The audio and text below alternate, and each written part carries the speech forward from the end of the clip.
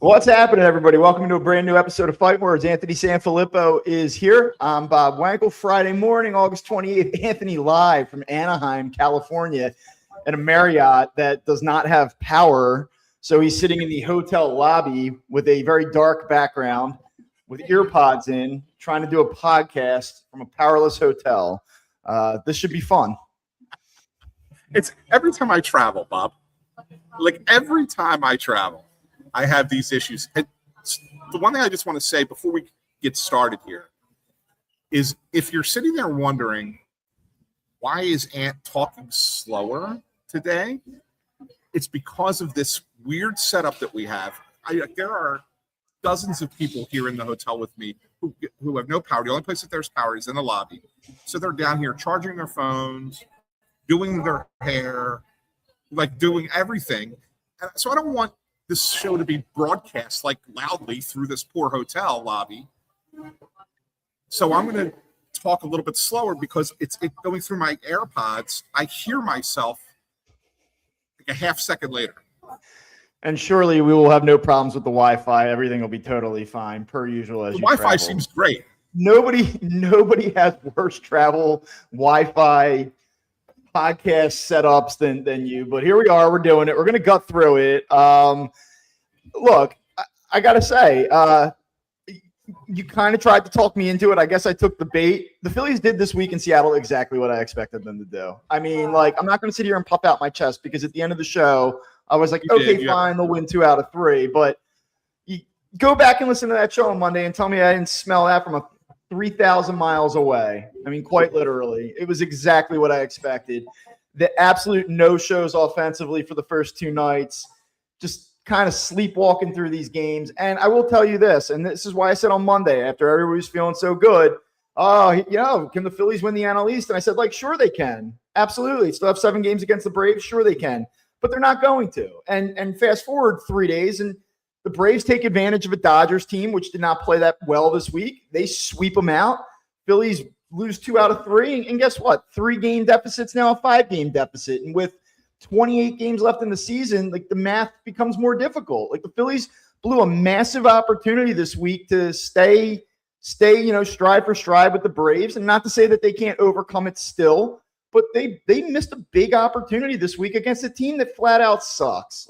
There's really no other way to say it. That Mariners team was as bad as I expected them to be. But for the first 2 nights of the series, Zach Wheeler and the rest of the team was worse. Yeah, they really were, Bob. And, you have the Wheeler game where he's not good. And then the second game, Nola pitches great, but then Kerkering implodes and the game goes off the rails there because the offense just wasn't hitting. But you're right. I mean, you were right. You sniffed it out. I was wrong. I kind of thought that they would keep it rolling against that team. That said, there's an opportunity again this weekend. And you look at them playing the Angels, who suck. The Angels, I probably would say outside of the Rockies, who, by the way, the Braves play, so I wouldn't expect to make up a lot of ground this weekend. They're probably the worst team in baseball. Now, tonight, though, Reed Detmer's been pretty good. It's a tough matchup. Andrew Painter, look, we're all excited about Andrew Painter. We spent a lot of time on Monday talking about how great he was last Saturday night. He gets a fairly decent matchup here tonight to kind of continue that. But this is not a slam dunk tonight. Now, I think they win the series. I mean, hell, if they don't win this series, then that's a whole different discussion. But, look, they are certainly in a spot where they pretty much have to win this series if they want to keep the NL East within, arm's, length or whatever, however you want to say it, have a shot at it really going into next week. It's going to require them to win the series. And, it's kind of like, it's a gift from the scheduling gods that they get this opponent. Now, look, there are a lot of different things we can talk about. I mean, you go back to the Seattle series, and I think that a few things stand out. And first and foremost, Zach Wheeler's performance on Monday night was downright concerning. We've talked about some of the context of his struggles, and then you kind of turn the page and you start looking at, is it related to his health? Is he just wearing out here? Is he worn down?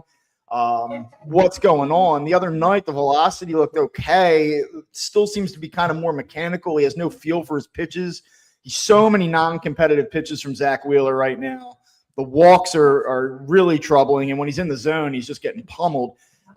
It's tough to watch because it's not something you're accustomed to seeing. And I think a lot of us, Zach Wheeler included, are kind of looking at this right now going like, what the hell is going on?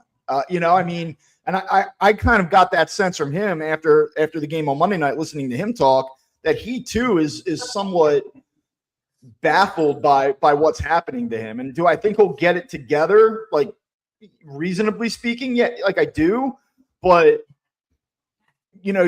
talk about just all the air going out of the balloon. 9-game winning streak. You're starting to feel really good about these guys. And if that's how Zach Wheeler is going to pitch, you can win 15 straight games. Like, you're not going to make a run in the playoffs. Like, that was a horrendous performance on Monday night.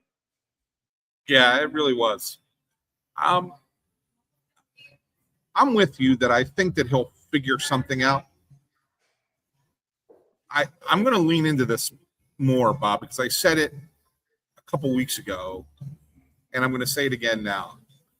I think that the notion of what the hell's going on is from the fact that he has never had to put this much pressure on his body after this surgery that he had. And he's learning this now. I'm not saying that he's hurt or unhealthy or anything like that. I just think that when you have that significant of a surgery and you come back from it, when you get to this point in the season where you're 140 innings in or whatever he is that he's at, like, maybe that's where it's like it just starts to go a little bit. And you're not physically where you normally are if you were healthy pre-surgery. And I think he's got to try and figure that part out. That's kind of where I am with him. Because I believe him when he says he feels fine, everything's okay, but the command is missing. And that has to be something in the mechanical approach that he's not feeling. And I just think it has to tie into that. I mean, you don't go from being one of the Cy Young favorites at the All-Star game to suddenly forgetting how to command a pitch. So there's got to be something there, right? You certainly would think so. With any player, specifically this guy. I mean, look, I guess to your point, I guess we always look at it, are you in shape or are you not? Can you perform at a high level or can you not? And when you see a guy perform at a high level post-surgery like this, you assume that everything from a physical standpoint is clicking.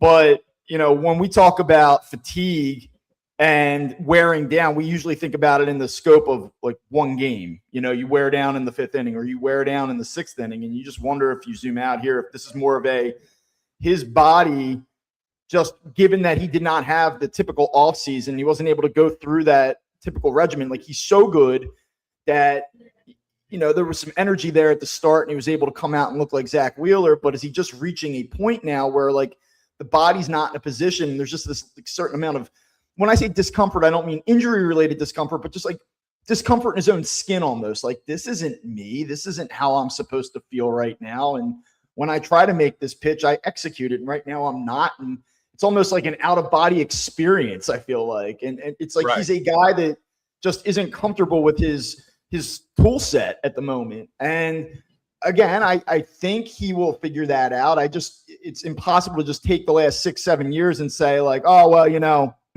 that all happened and now I don't trust this guy. I mean, I do trust him, but I think the Phillies have to at least brace for the possibility that he doesn't figure it out, right? Like, where he just does not regain the form that we're accustomed to seeing or anything even in the neighborhood of it. And if he does not, like, what does that mean? Obviously, it's a huge blow to their playoff hopes, not only just in terms of making it, but what they could do once they're there. But, like, I don't want to do the if the season ended today thing. You wrote a story about this the other day, and you'd say like make a pretty good case that Jesus Luzardo should be a game one starter, and we could talk about that in a little bit. But as it relates to Zach Wheeler, like if the season ended today, I don't know. I'm sure they would give him the ball in one of the first 3 games. How do you not?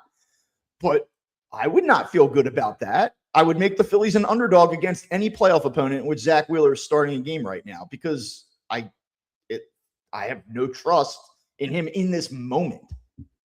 Yeah, I mean, look, there's still 5 starts left. He could find it. Like, I mean, it might not come until the last start or 2. And if that's the case, that's the case. But if you just need him to find it at some point in September, right? I mean, like that's just what you need. I don't know, Bob. I look at this whole situation and I say, and we've talked about this before, how the Phillies are very top heavy, right? And we've said on the offensive side that if their big 3 guys aren't going, they aren't going to win a World Series. If you don't have Zach Wheeler, you're not going to win a World Series. Yeah, it's the same thing, right? So unless of course Andrew Painter and Zach Wheeler have truly done a body swap here, and Andrew Painter just becomes Zach Wheeler. Yeah, that could be right. No, but I mean, and I loathe to put Zach Wheeler and Trea Turner into the same sentence because it's completely different circumstances. For these 2 guys, but they are equally important to the Phillies' desire to win a championship. Yeah. And without them, the odds of them doing it are not good at all. No, they're not. And look, as it relates to the series that we just watched, I can forgive the Phillies. As I mentioned on Monday, highly emotional win on Sunday. You're getting on a plane. You're taking a 6-hour flight or whatever it is. You go out there. You're facing a decent pitcher. Yeah, team offensively is horrible, but like just a tough spot, I think, situationally for any team, especially a veteran one. That game on Monday night was going to be about Zach Wheeler bouncing back and helping the Phillies probably win a low-scoring game, and that was probably their path to victory on Monday night. It didn't happen. He sort of wrecked the game right from the jump. I don't really blame the Phillies for not finding it offensively and fighting their way back into the game. That game was kind of cooked after the first inning, in my opinion. And I know that they had erased a 4-run deficit with 2 outs in the 9th the day before. So how can you say a 5-1 deficit after 1 is not something that you can overcome? Like, I get it, but just, it's just a really tough spot for them. Tuesday night's the one that really chaps me because you get another really, really quality start from Aaron Nola. Goes 6 innings, only allows 3 hits, 2 earned runs, 3 walks, 7 strikeouts. Like, that should be enough to win a baseball game. And for the offense to be just in a coma again that following night, that was disappointing, especially against a guy, in Kirby who has not been very good lately. And, 7 2/3, 6 hits, 1 earned run, 1 walk, 9 strikeouts. I mean, Phillies just were no-shows on Tuesday night. And then sprinkle in the Ryan Kerkering lighting the game on fire late to top it off. That was a dismal, dismal baseball game. And, I guess I just sit here and I go, all right, Phillies are on pace to win 89 to 90 games. They're probably going to win this series. They're going to go to Arizona 15 to 17 games over 500. Like, they're in a very good spot right now in terms of chasing a playoff, position. But this is why I did not get too high on Monday. Like, I look at them and go, they're probably not catching the Braves. You have the Wheeler issue. You have this bullpen, and it just keep coming back to it. Anthony, you have to help me. I know the idea is like taking the surplus. We talked about it on Monday, taking the surplus of starting pitchers, rolling it in, covering those middle innings. You got to make me feel better about the bullpen, man. Like, Orion Kerkering, I think there's a world where, like, assuming they play baseball next season, the Phillies have like 5 new bullpen arms. Like, Orion Kerkering cannot be part of this bullpen next year. He cannot be. Jose Alvarado cannot be part of this bullpen next year. Like, Kerkering is a classic change of scenery guy, whereas I think Alvarado might just be cooked. Like, no more Orion Kerkering. I can't do it anymore. I don't trust this guy. I too think he stinks here. Yeah, I'm with you. And I can't make you feel better about it. I get angry watching him now. Like I've actually surpassed the point of like, I know he's got a live arm and he seems like a good guy. Like I don't want to watch him anymore. That's how I feel about it. I don't trust him and I don't want to watch it anymore. So the only thing I can kind of piece together here as far as how you would use the bullpen in a postseason. And this kind of relates back to, and this is the story I wrote about why Luzardo should pitch game one in a, especially if it's a wild card game, wild card series. You need to use your starters in relief if you can. If Luzardo's starting game 2 or 3, he's not coming out of the bullpen at all. Yeah. Andrew Painter, if he continues to do what he's doing, he could be a high leverage arm for an inning or two, right? So that could be a bridge guy. You're not using Nola out of the bullpen at all. You're not using Wheeler out of the bullpen. You're probably not using Sanchez out of the bullpen. So you really need your starters, whoever's starting your games, to go 6 or 7 innings. Maybe you hand it to Painter and then Bolin and then Duran. And look, I don't know. I've kind of liked what I've seen out of Alex McFarland, but I also don't want to put too much pressure on him.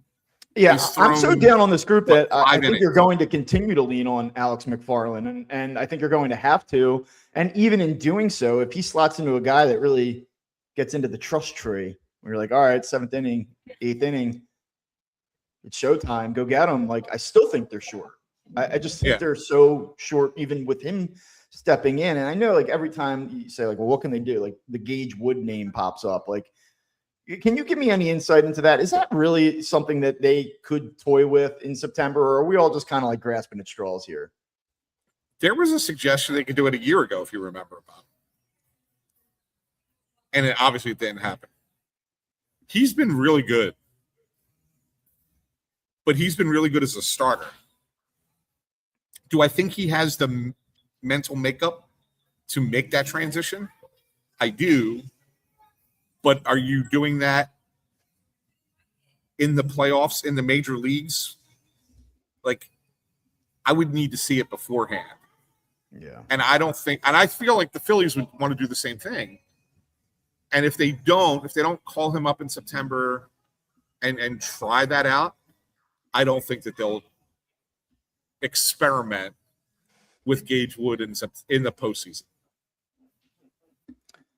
Yeah, I mean, I'm typically not like a guy that says like, "Hey, go do that." Like, it's not what you set out to do. That was probably not your initial plan when you mapped this all out.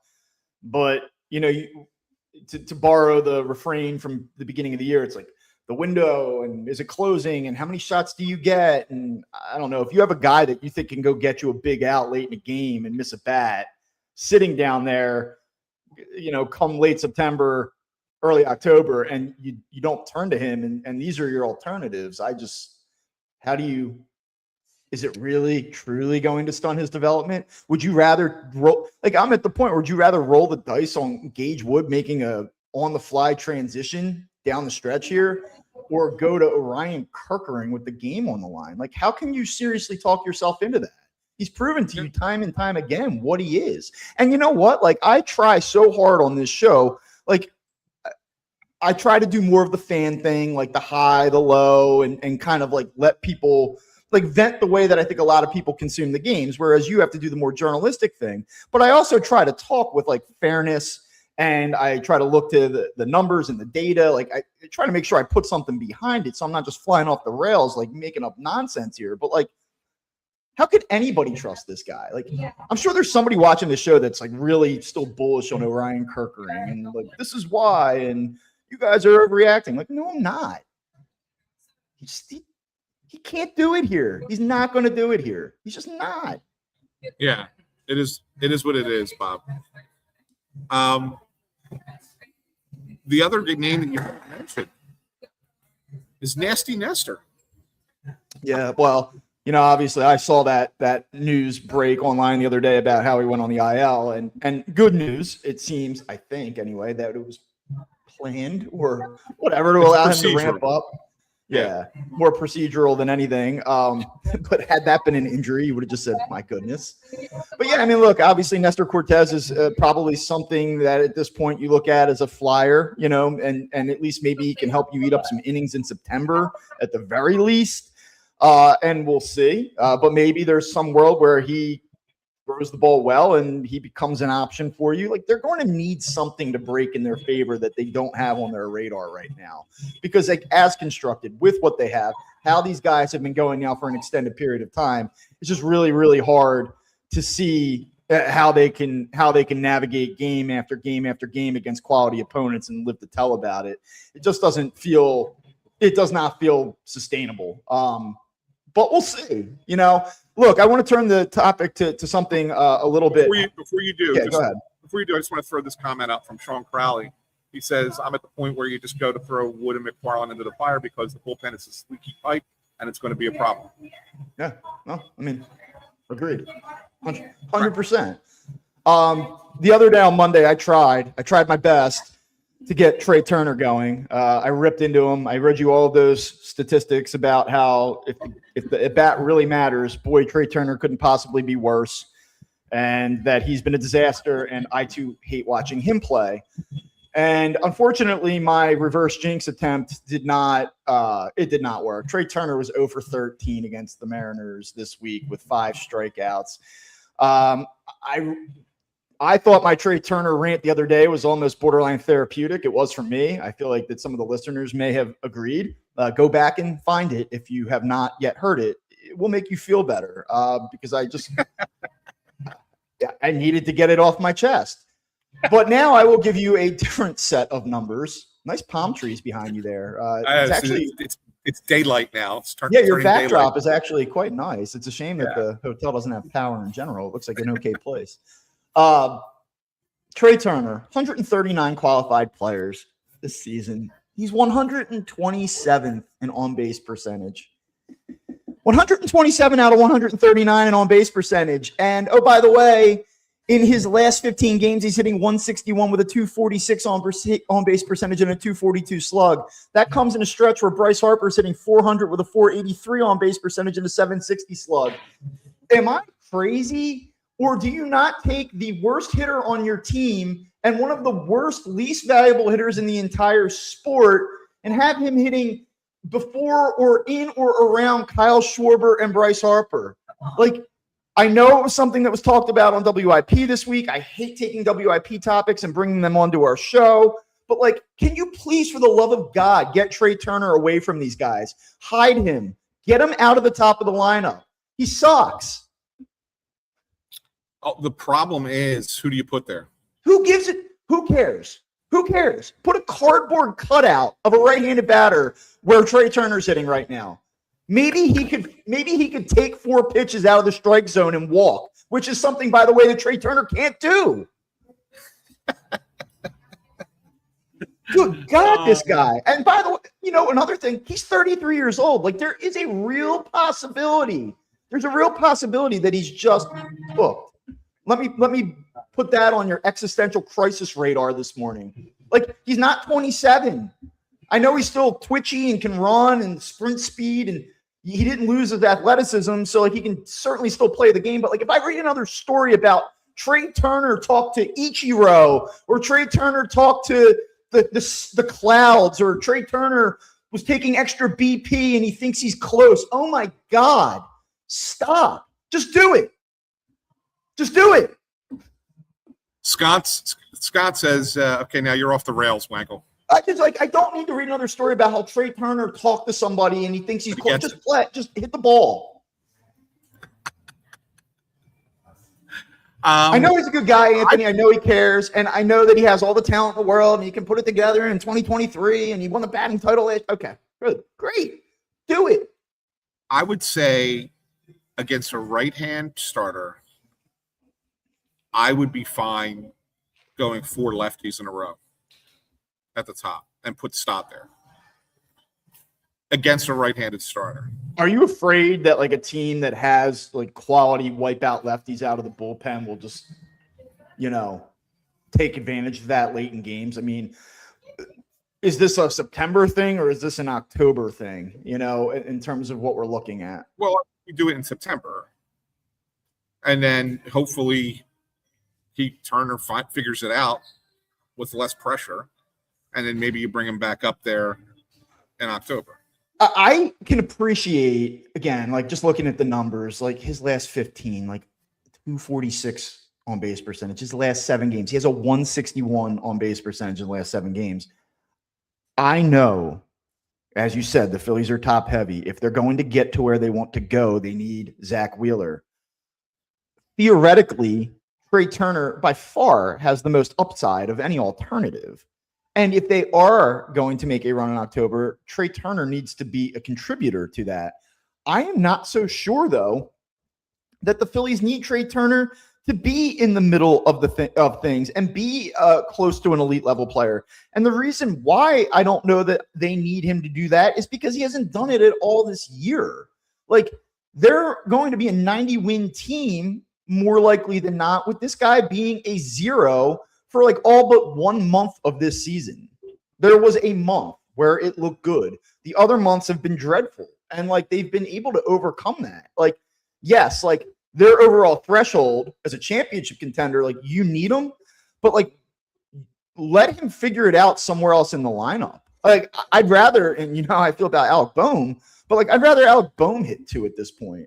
I know he's like Mr. RBI and all that, which I don't buy into, but like you got to give me a different look. I just can't. How much longer can you do this? Like, could you the least efficient way to construct the lineup is having this guy hit number 2 in it. Yeah, you're right. I mean, the whole thing revolves around Harper's comfort, right? Like we've talked about this a bazillion times. Yeah. You mean Harper's comfort in like he should be hitting number 2, but isn't because it will. Well, you want the best possible batting order that would keep Harper somewhat comfortable, although he would be unhappy with where you're putting him. Lead him off, bat a rise second, Bohm third, Schwarber fourth. Yeah. I mean, they're not going to do it.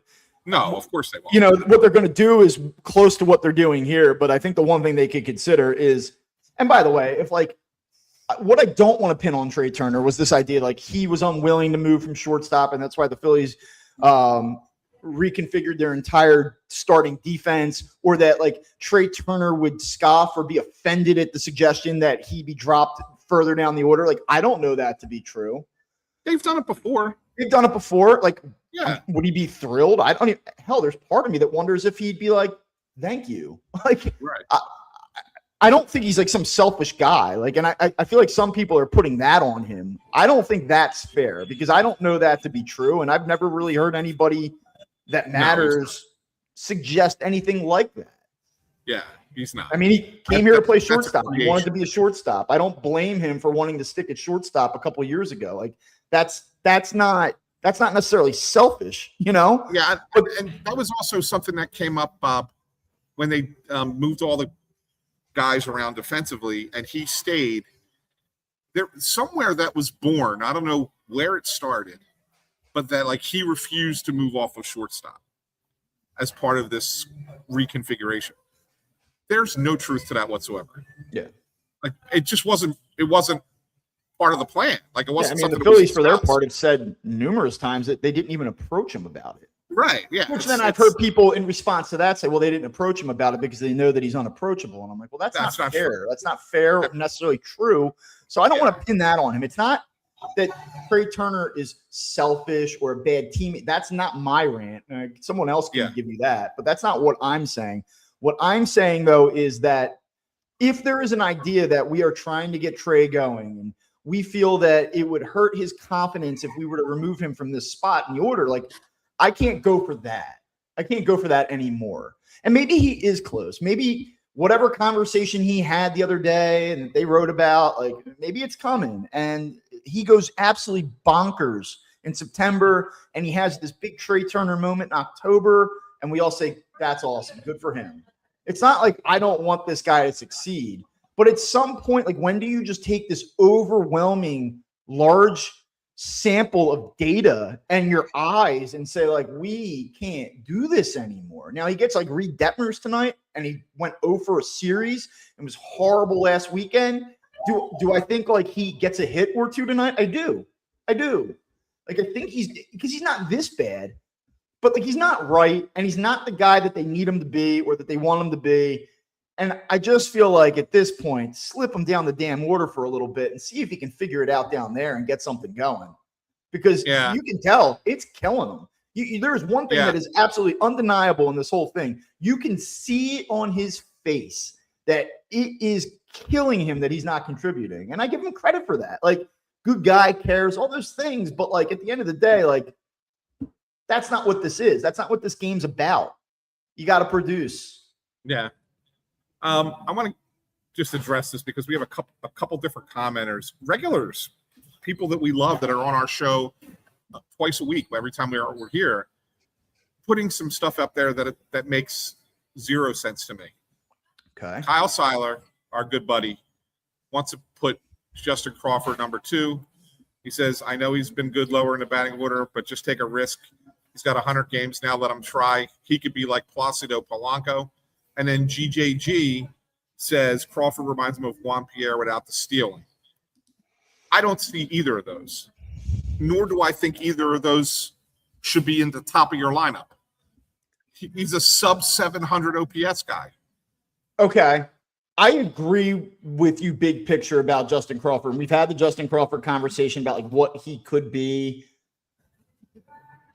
They're two different conversations though. Like, could he be a guy that adds a little bit of power, gets a little better defensively, and becomes a useful regular player? Yes.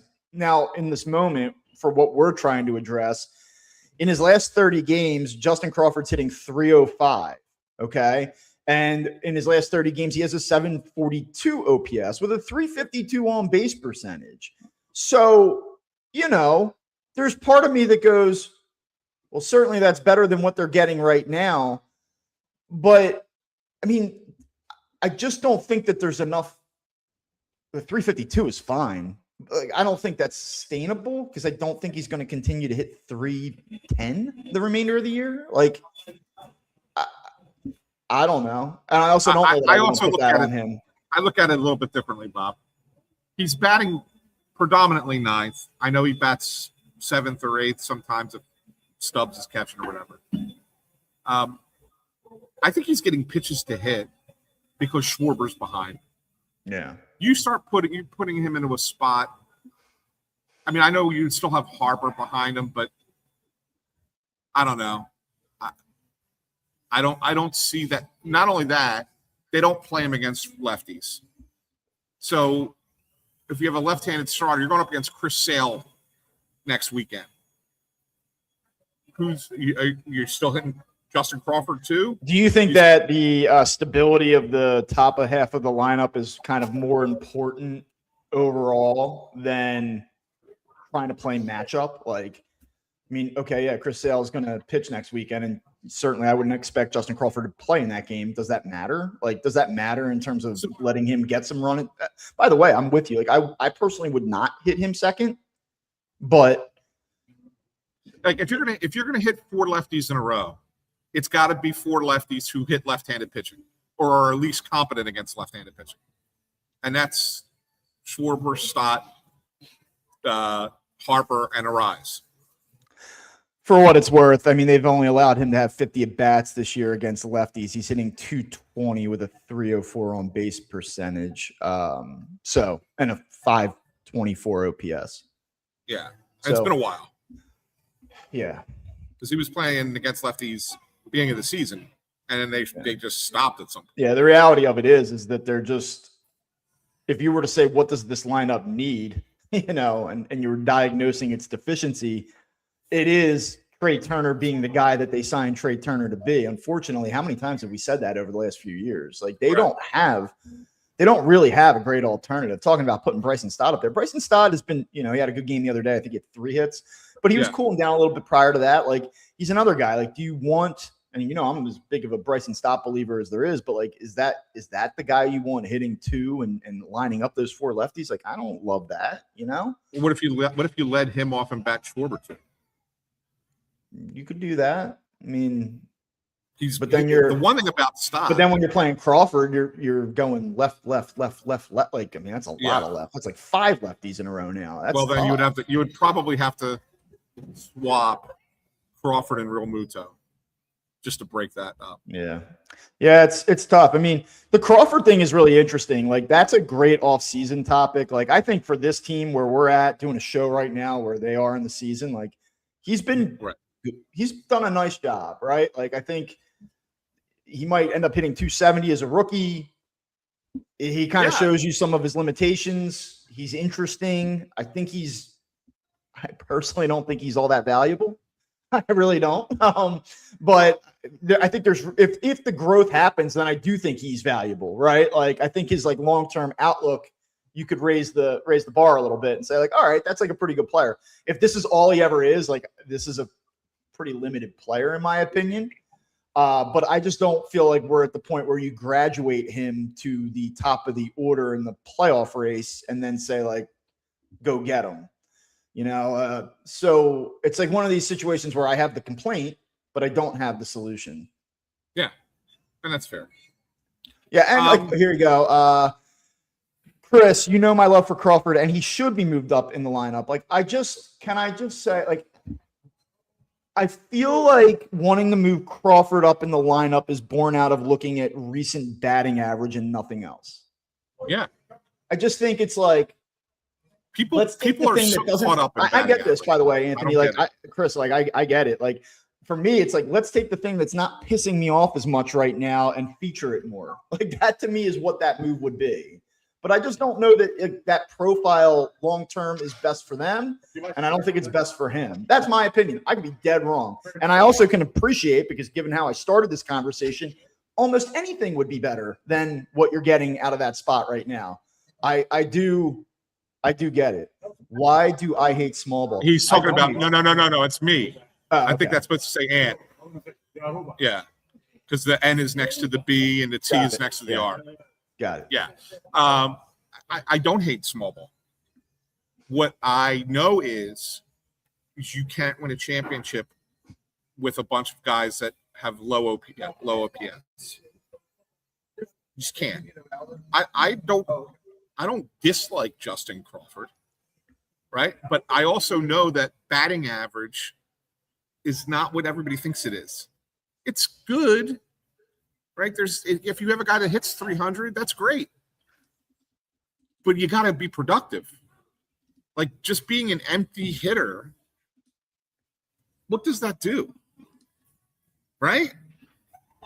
That's why I'm, do you need guys in your lineup that can get on base? Sure. But I don't think that they need to be prominent in your lineup, at the top of your lineup. Your top of your lineup needs to be your dudes. And Justin Crawford is not a dude. He's a complimentary player. Yeah. Can you throw up these last 2 comments here first? We'll do Sean Crowley. Anthony, can you pop that up? Yep. I think if you move Crawford, it hurts him at this point. Leave him where he is. He's done a good job, but Crawford has times where he tries to kill it. His helmet goes flying. Yeah, look, I mean, like, I more or less agree with that. I think that you might be hurting the player by making that move. And then can you bring up the last comment from Sconce there? My point is, he's here so you can get angry, but he isn't being traded. He has a massive contract and he's getting older, but he isn't going anywhere. I mean, like, yeah, I can't dispute that. He's getting paid $27.2 million through 2033. That's indisputable. Trey Turner's going nowhere. He's here in some capacity, but can I be annoyed at him? Yes. And do I have a lot of concerns about what the next, how many more years is this? 7 more years after this one? Yeah, it's going to be a problem. Like, that contract's not going to age well. And here's Ethan Pachurski making my point for me. Small ball in October, silly. Every team that wins the World Series these days slugs their way through the postseason. It's too hard to string hits together these days. He's right. That last sentence is the most important thing. He is right, but I think for fans, get things like mixed. And when I say fans, like I don't mean like that. Like I'm not saying that like in a talk down way. Like I think a lot of people feel like that slug means boom or bust. You know, It does. You can slug. You have to slug. I agree. Like if you go back and look at the last 20 World Series winners, they're all like top 10 OPS teams, right? Like they're all like top 15, at least top half the league in slug. You have to have some of that. You have to be able to hit a 3-run homer and let that carry you for a game, you know, because you're not going to be able to face elite pitching and single a team to death. Like these things aren't mutually exclusive. Like we can drive the baseball, but we can also have quality at bats. Like you can do both. And like the formula really is being able to bear down and do things situationally, but you have to be able to slug on top of it. Yeah. Agreed. I wanted to ask you, Bob, since you mentioned it earlier, my story on Luzardo. I know that you're a big Luzardo guy, but I want to kind of address a couple of the issues that kind of came up on social media after I published the story.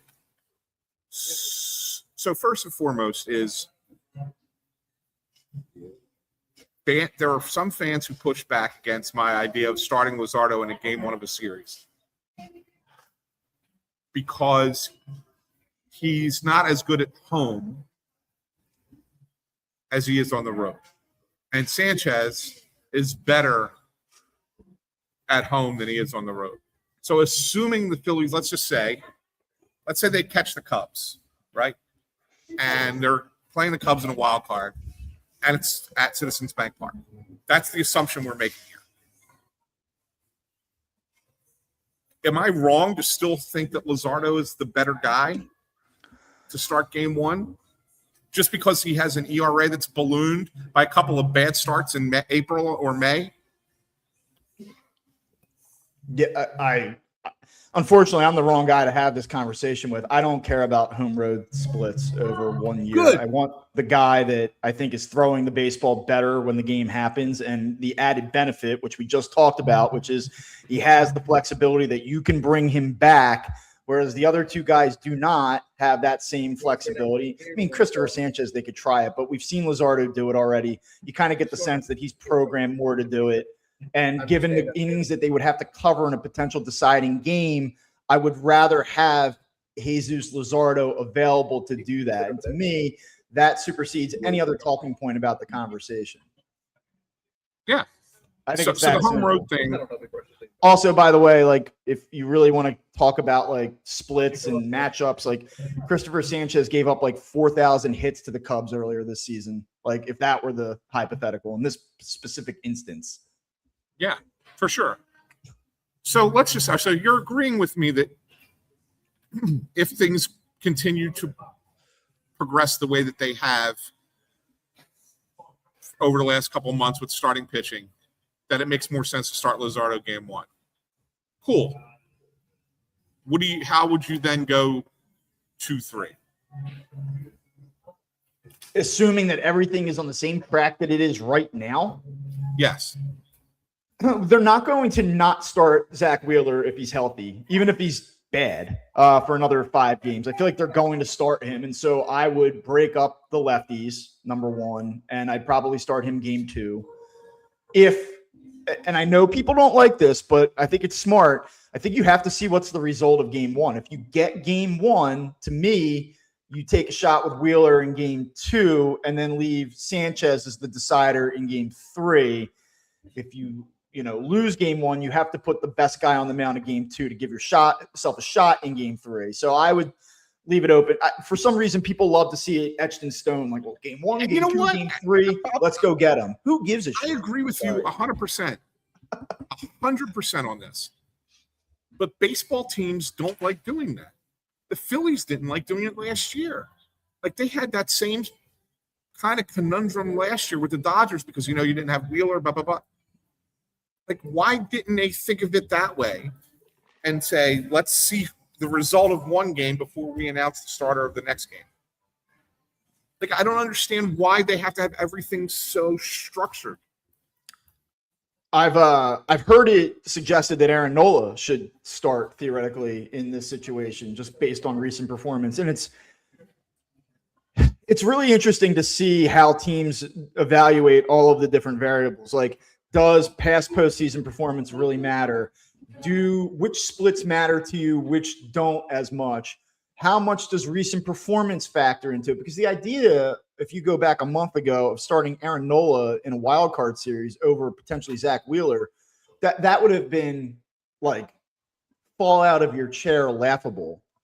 But now you go back over the last 5-6 starts and you see the course that each of these guys are on.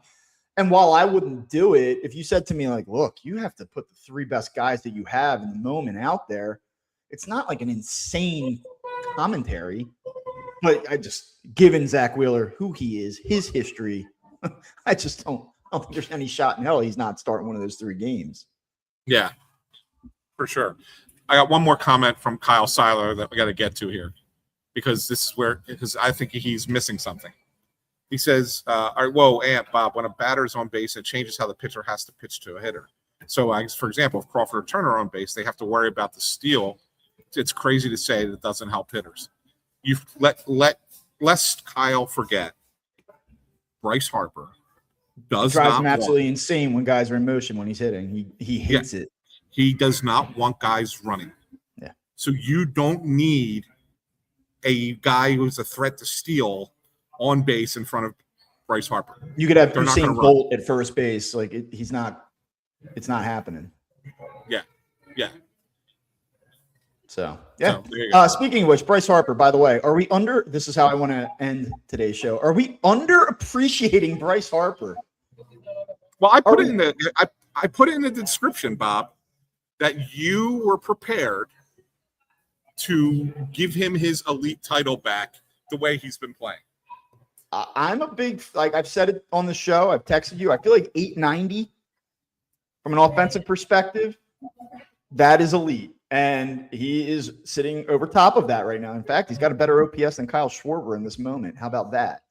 I just feel like this is not for everybody. I think some people just absolutely love Bryce Harper, but I think a lot of people are at this spot with him where, they talk about the pandering and, I've mentioned it many times about like the seeming lack of energy from him sometimes on the field. Like he kind of looks not miserable this season, but like sometimes uninspired. They haven't won. The thing just kind of gets stale after a while. And in that, I almost feel like people are sort of undervaluing or underappreciating what he has been here overall, and certainly the season that he's having right now. Like he's not going to be an MVP. That's Crow Armstrong or Ohtani or whatever. I think those are the only 2 guys you can actually even place a wager on right now. There's no third option. But I mean, his numbers are awesome. I mean, like, speaking of Ohtani, like I wanted to ask you a question though about that. And I get it. And look, PCA, the reason that he's in that conversation is because he's an elite center fielder too, defensively, right? So he's putting up the great offensive numbers, and he's one of the best defensive players at a very key position. So he leads the National League in WAR 7.9. I think I might even lead the majors for all amongst hitters. But if you look at his numbers, while they are better than Harper, they're only slightly better than Harper. So if you're going just on offense alone, Bryce is there with PCA. Sure. I mean, you look at where he's at. I mean, he's 5th of all qualified hitters in on-base percentage this season, 385. He's tied with Ohtani. He's 7th in OPS at 892. He's projected to play every game this season, which, sometimes I think can work to a guy's detriment, but there's something to be said for showing up every day. And he's been better down the stretch. He's on pace to score 102 runs, 31 doubles, 33 home runs, 93 runs batted in, and 114 walks. Like MVP or not, this is damn good. Season. It's a great season. If you would have showed me these numbers on March 15th and said, this is what you're getting out of Bryce Harper this year, I would have said, go Bryce. That's quite a response to your general manager's challenge this offseason. Yes, you Flyers. I don't know how you could sit there and say we're glazing. That may be that might also be in reference to prior episodes where we were being accused of being glazers. Yes, maybe. Maybe. Yeah, I mean, in this case, I will glaze. I mean, I think that like I said, this guy's having this season, and I think we're all kind of like, okay. Like, I just think it's been really good. I think it's been really good. Yeah, there you go. He just PSU Flyers. It's a joke. I got you. I called it. Yeah, I mean, that's kind of where I'm at right now. I don't have a lot. Like, I think what I said on Monday all still kind of stands up this week. Like you said, go get it, because the wild card thing, I would be stunned. It would take a collapse of maybe not mathematically historic proportions, but it would require quite a collapse from this team not to make the playoffs at this point. So my mind on August 28th is trained to think about what's happening on September 28th. And that's how I consume this all down the stretch. Don't think they're going to win the NL East. They've got some things to figure out here in the next 30 days. Can they do it? Yeah. Yeah. I'm with you. There were a few things I wanted to kind of get to from around the league. Okay. First one, Bob. Did you know that there's a guy on a very competitive team, maybe a team that a lot of people think will be in the World Series, who is a worse shortstop defensively than Trea Turner? Let me think about this. No, I did not know that was possible. How about the rookie? And I hate to rip on rookies, but it's worth noting. George Lombard has errors in 6 consecutive games. 6 consecutive games, Bob. It's quite a run. He's made an error at shortstop. Pretty wild, right? Yeah, that could certainly show up in a playoff series. And they missed, I just thought that was something else. And that's Volpe, right? I mean, that's like the Volpe replacement, isn't it? Yeah, I mean, I look, I think he's going to be a good player. He's one of their top prospects. That's why I don't want to, completely bury the guy.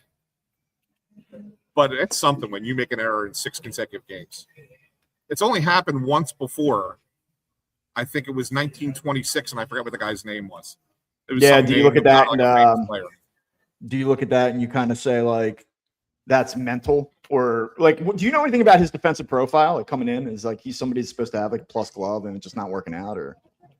Yeah, I don't know enough. Or are they trying to hide him there? Hide him at shortstop? Yeah, I mean, just because it's been so bad, like, obviously wasn't their first option going in this year, so. Yeah. I don't know. Maybe he just wasn't ready. I mean, you had to figure out what the hell you were doing with Volpe, right? So. Yeah, I'm looking at. He's actually. So anyway, he's supposed to be like a defensive first guy, so I don't know. Yeah, kind of interesting. Yeah. Kind of interesting. What else you got from me? You got one last thing here? I got 2 other things from around the league, real quick ones, because you mentioned the Braves getting the sweep.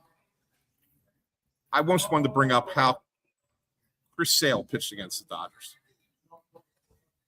Complete game shutout, 11 strikeouts, no walks. Oldest pitcher to do that since Randy Johnson. Like, I might be all in on Chris Sale winning the Cy Young again this year. It's going to be it's going to be tough. I mean, dude, the hype machine around Mizrowski, just I don't know. I mean, I get it. 2.06 ERA, 177 strikeouts, a 1.00 WHIP. Like, he's been awesome. He was great last night. 11 strikeouts, no walks, 5 hits, 9 innings pitched in a 1-0 game where he had to be perfect almost to do it. I mean, it's a hell of a start. Yeah. Right? I mean, he's got the second best odds right now. I believe he jumps Sanchez, if I'm not mistaken. So. Yeah, deservedly so. So, and then the other thing I wanted to talk about from around the league is and I think I just lost my headphones, so I know you can still hear me. I can hear you. Yep. Yeah, I'm gonna do it this way now because my headphones, I think, just died. My favorite long shot story in forever The Kansas City Royals have won 11 of 13. They're still 8.5 games out of a playoff spot, right? It's an incredibly long shot. But we've seen teams make up that kind of a difference in this short period of time in September before. They've been hitting great. Like, that lineup is finally what everybody thought all those young players that we're going to kind of develop into are hitting right now. Witt and Caglione and Pasquantino, like they're just mashing the ball. Can they? They have a pretty weak schedule left too. They have a tough series against the Red Sox. Other than that, can they do this? So right now, the final wild card spot is held by the Guardians, who are also playing better. They've won 7 straight games to kind of surge back. They actually play each other the next series. Yeah, you figure. So the Yankees are in as the top. The Red Sox are in as the 2 right now. You figure that 82 wins is what you're probably going to need to get that last wild card spot. Like, one of those teams is going to surge and probably finish over 500 to grab the 3rd wild card spot, right? So then that means the Royals are sitting there at 60 wins at the moment. They're still 15 games under 500. Oh, yeah. They are. Their record's Can terrible. you shave off 8.5 like in 28 days? Like, of course you can. We've seen the Phillies do 7.5 and 17. We talked about all that, that we know that happened. But given that there's 1, 2, 3, 4, 5, 6, 7 teams in the way, that's 7 teams you'd have to jump. And, you'd have to find a way to win, 22 of your last 28 games. I just don't think that's going to happen. I don't think it's a fun I don't think it's going to happen either. It's a fun thing to think about. And also, you go through this season, and I know, you lose to bad teams all the time. But when the Phillies played the Royals, that was like a bludgeoning. You're like, damn, this Royals team's like pretty good. Like, you could kind of see what it was supposed to look like. Yeah. All right. Now for one last thing. Here's the one last thing. Did you see the most recent proposal that came out yesterday about how the owners want to change free agency?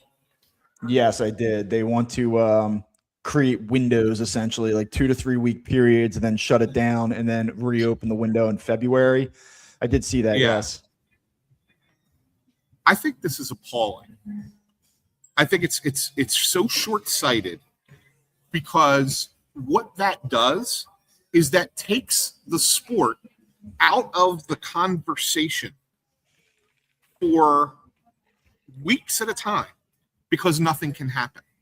Yeah. Like, that to me, more than anything else, and I know why they're doing it, because this is what, these are kind of how things work in a salary cap world, and they're trying to lead into that. I get it, right? But there's nothing like the hot stove. It's what we talk about all winter, and a signing can happen at any time.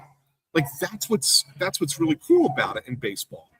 For us to sit here and say, yeah, we'll have a quick little flurry in December, nothing before that, quick little flurry at the beginning of December, then we're going to take 2 months off, and then we'll have another flurry in February.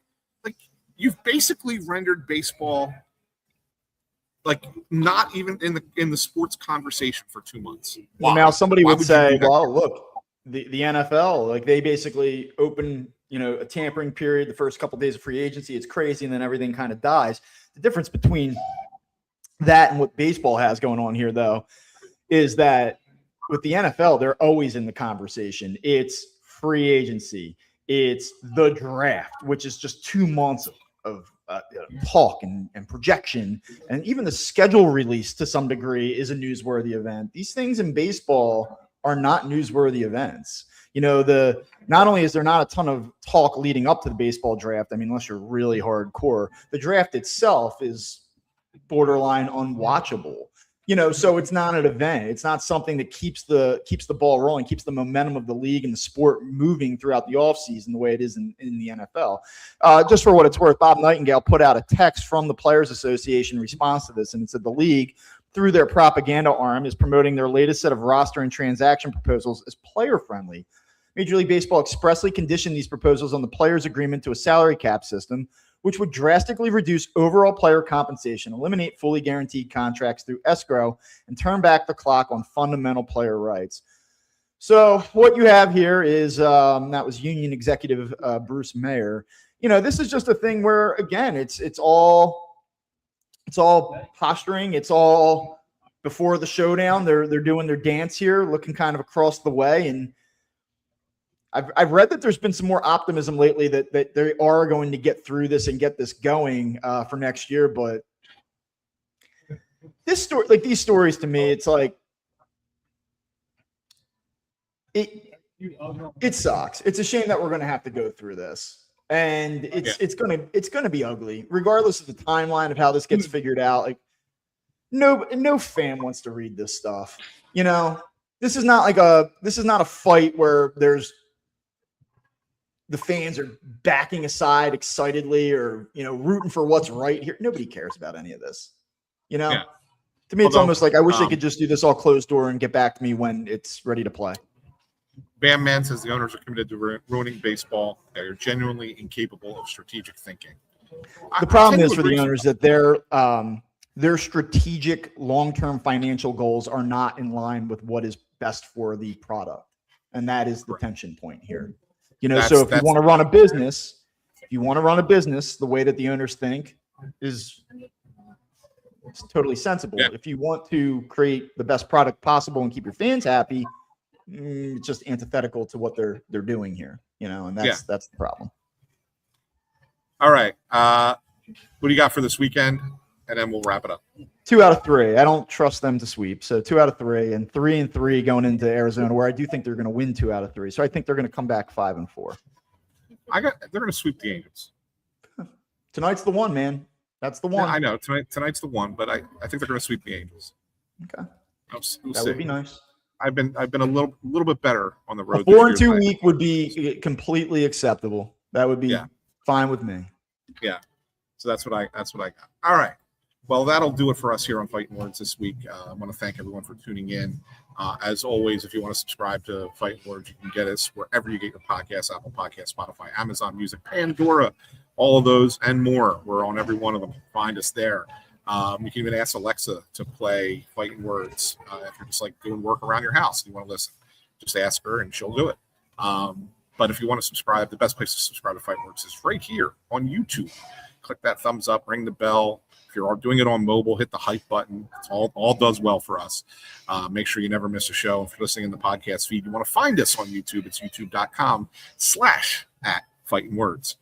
For Bob Wankel, I'm Anthony Sanfilippo saying have a wonderful weekend, everyone. I'm going to go endure 97-degree heat in a hotel that has no air conditioning at the moment.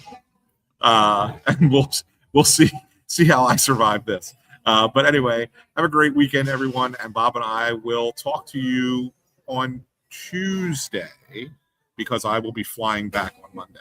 So we'll be talking to you again on Tuesday. Have a good one, everyone.